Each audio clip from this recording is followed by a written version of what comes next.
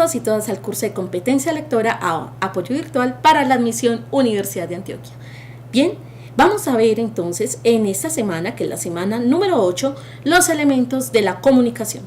La comunicación es entonces ese proceso de interrelación entre dos o más personas que transmiten una información determinada, entre hablantes y oyentes, con un mismo código.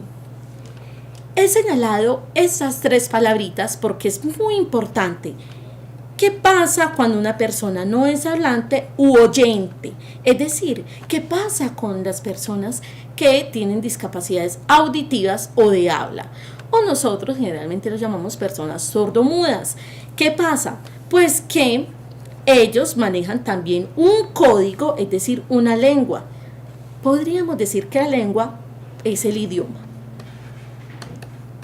Ese conjunto de signos fónicos y también gestos que utilizamos en una comunidad determinada para establecer comunicaciones. Bien, así pues, tanto el hablante como el oyente deben compartir un código, es decir, el mismo idioma.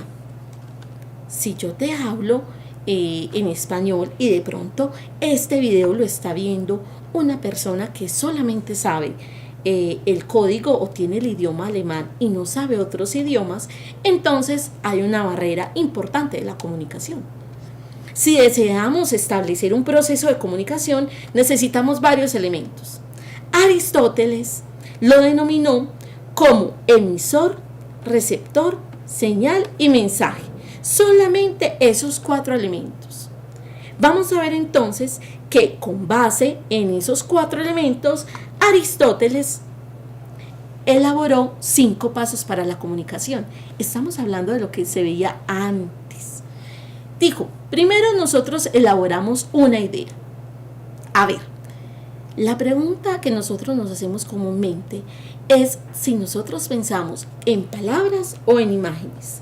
¿Cómo piensan ustedes? A ver, ¿cómo pensamos? Nosotros nos imaginamos la situación y decimos, bueno, ¿qué es lo que yo quiero? Y me imagino la situación particular. Así que yo elaboro la idea y luego la codifico. Siempre pongo este ejemplo y es, cuando nosotros llegamos tarde a determinado lugar, digamos al colegio o a la universidad, a una clase, a una reunión e incluso a una entrevista, tú necesitas dar una excusa. Y entonces, ¿qué es lo que haces? ¿Qué es lo que tú haces? Pues generalmente lo que nosotros hacemos es elaborar una idea. Voy a decir que voy tarde, sea real o sea falsa. ¿Sí? Voy a decir que voy tarde porque se me punchó la llanta, estoy en un tráfico, tuve que hacer miles de cosas. Entonces, ¿tú qué haces? Tú no lo puedes decir tal cual se elaboró la idea. Tú utilizas determinadas palabras de acuerdo a quién te vas a referir.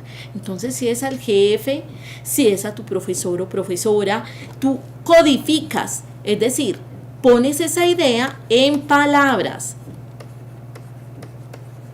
Muy bien. Luego, transmites el mensaje. Le dices al sujeto, ¿sí? Obviamente, el mensaje debe tener una intención.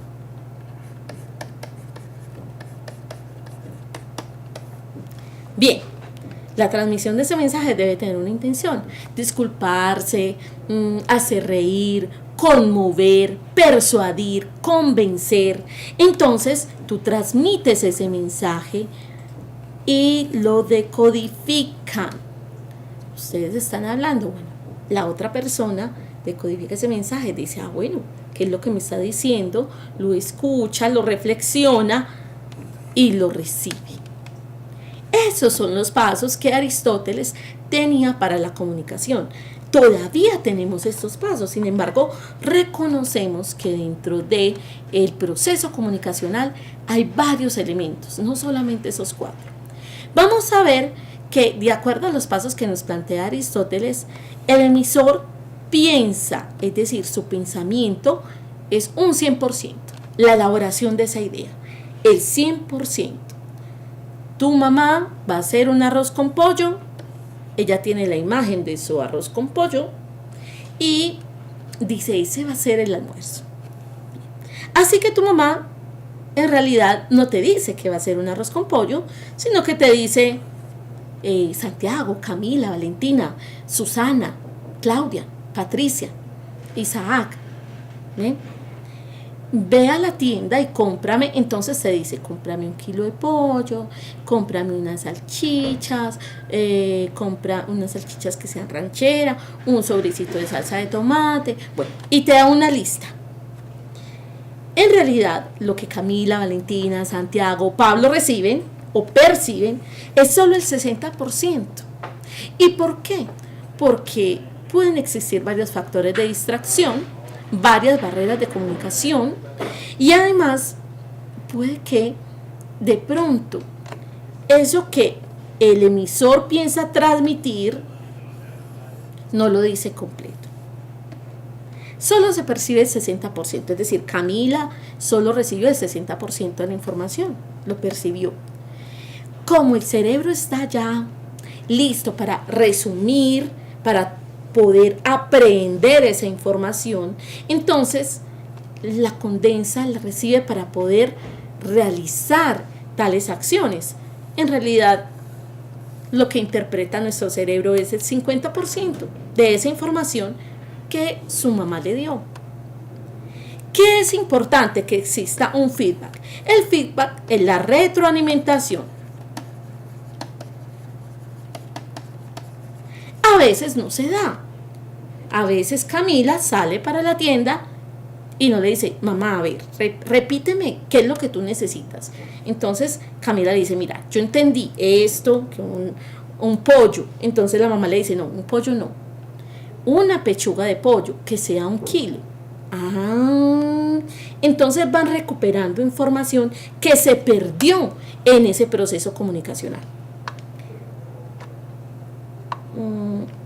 Ahora sí, ¿cuáles son los elementos de la comunicación? Miren, está la fuente, es decir, el lugar de donde emana la información, los datos y el contenido que se enviará. ¿De dónde emana esa comunicación? Podríamos decir que dentro de una comunicación oral, pues la fuente es el emisor. Pero si estamos hablando de un texto, podríamos decir que la fuente viene ¿de dónde? La fuente bibliográfica, la revista, el libro electrónico, el artículo, ¿sí? Ok. El emisor entonces, o codificador, es decir, el que codifica el mensaje, es la persona, la organización que elige y selecciona los signos adecuados para transmitir un mensaje. Él elige el idioma, él elige la intención comunicativa, él codifica, utiliza ciertas palabras, puede utilizar un lenguaje muy académico, muy técnico. Eso lo determina el emisor. No, voy a utilizar un lenguaje muy coloquial o voy a utilizar un lenguaje estándar. ¿Sí? Eso lo determina el emisor, la intención, el código, los signos que va a utilizar. Bien, estamos acostumbrados a que nos dicen el emisor.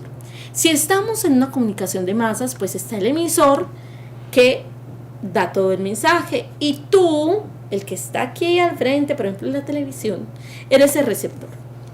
Pero se sabe que en una conversación, en una comunicación interpersonal, el emisor también se vuelve receptor porque el otro le recibe. Entonces podemos decir que un emisor, de acuerdo a la situación comunicativa, puede ser emisor-receptor. Mientras que el receptor es el decodificador, es decir, el que interpreta, el que reflexiona esas palabras que usted está diciendo y el que toma el mensaje. Es el punto, la persona u organización a la que se destina o al que se destina el mensaje. Realiza un proceso inverso al emisor. El otro piensa qué palabras va a decir y el que está aquí, que es el receptor, interpreta las palabras que el otro dijo. Bien. Es el que intenta descifrar o el que está descifrando, interpretando, reflexionando lo que dijo el emisor. Y volvemos. El receptor, si va a responder, ¿se convierte en qué? en un emisor. Entonces podríamos decir que es un receptor emisor. Le repito, es de acuerdo a la situación comunicativa. Bien, por ejemplo, si tú estás frente al televisor, es muy difícil que tú le digas al periodista, al animador o animadora que le digas, venga, eso no es así, venga, yo quiero, no, es que fulanito hizo trampa, no. Es una comunicación unidireccional, por lo tanto, el emisor siempre va a ser el emisor y el receptor siempre va a ser el receptor. Pero si estás en una clase, por ejemplo, el emisor es el profesor y eventualmente si tú alzas la mano, le preguntas cosas, incluso contribuyes a esa temática que el profesor está explicando, entonces ese emisor se convierte en receptor y tú como receptor te conviertes en emisor también de un mensaje. Bien, ahora veamos el canal. El canal es el medio a través del cual se transmite la información. Y quiero dejar muy claro que el canal, cuando hablamos de canal, estamos hablando de ese medio físico. Es el caso del teléfono, el computador,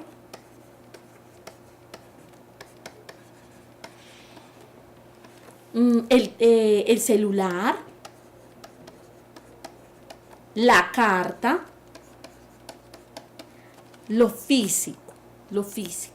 Entonces, es el medio a través del cual se transmite la información o comunicación.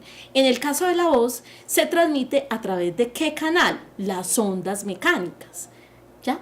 El aire y las ondas mecánicas. Ahí están. Así, por medio de un canal se establece una conexión entre el emisor y el receptor. Mejor conocido, mire como dicen acá, como el soporte material o espacial por el cual circula el mensaje. En el aire es el caso de la voz. El hilo telefónico es el caso de la conversación telefónica. Bien. Y el referente es la realidad que es percibida gracias al mensaje. Comprende todo lo que es descrito en el mensaje. Ese es el referente, la realidad percibida. Podríamos decir que estas dos cositas que nos presentan acá es que el contexto comunicativo.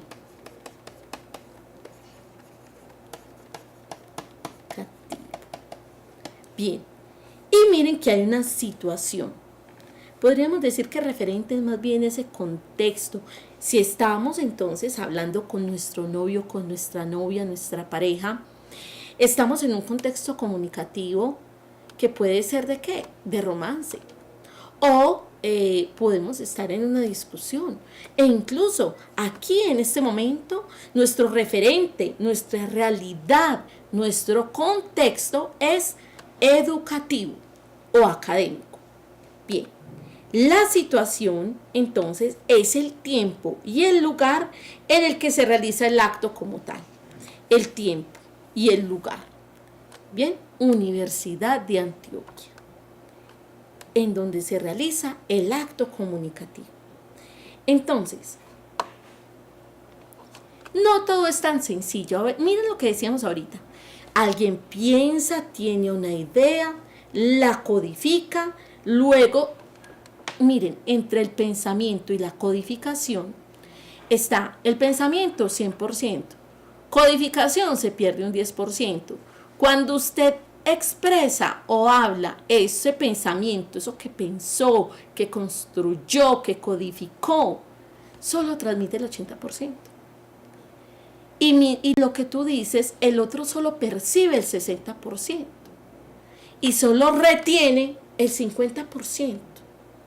Y uno dice, ¿qué pasó ahí? Eso no es tan sencillo como yo te hablo y tú me respondes. No es tan sencillo. Y es importante identificar también cuáles son las barreras que se dan dentro de ese proceso de comunicación. Aquí tengo 3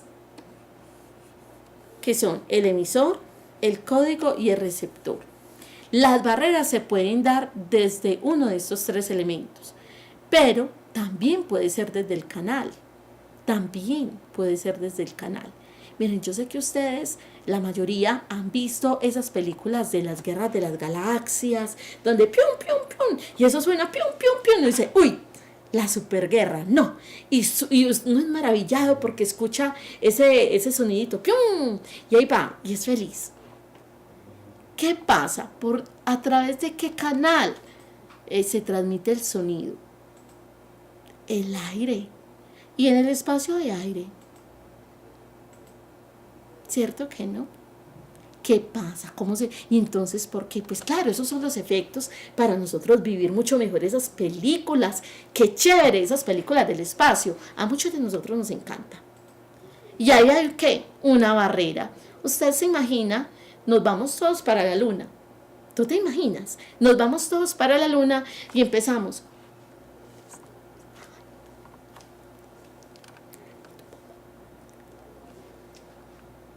¿Y qué pasó ahí? ¿Dónde está la barrera? En el canal. El código español lo estoy utilizando, yo soy la emisora. El receptor, ahí está, me está poniendo atención. El código lo compartimos, me está prestando atención.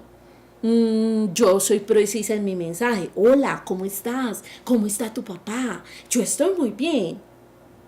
¿Y qué pasó? Falló el canal. No hay aire, ¿cierto? No puede haber comunicación.